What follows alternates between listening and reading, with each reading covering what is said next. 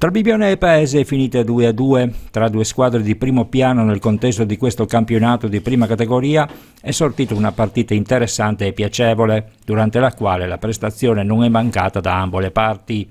Chi deve recriminare è soprattutto la formazione litoranea, alla quale per far pendere in modo definitivo l'ago della bilancia dalla propria parte non è bastato trovarsi per due volte in vantaggio grazie alle reti in apertura dei due tempi di Innocente e Witt, facendosi sempre sorprendere dalle incornate di Menegatti, lasciato troppo libero di fare il bello ed il cattivo tempo.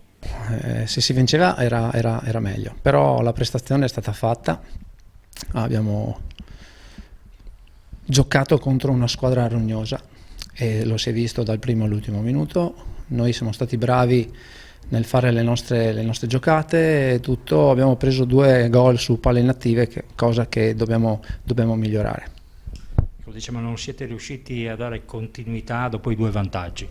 Sì, qui è segno di maturità che ci stiamo lavorando con i ragazzi, con lo staff, perché noi abbiamo bisogno di personalizzare le giocate e bisogna essere concentrati nel momento di difficoltà.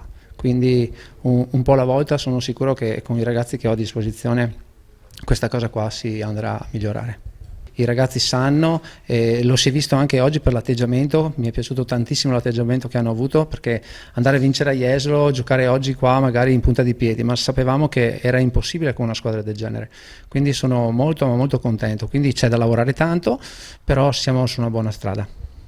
C'è dunque ancora da lavorare sui particolari, ma si tratta di una squadra, quella del Bibione, che sta gradatamente prendendo consapevolezza delle proprie possibilità.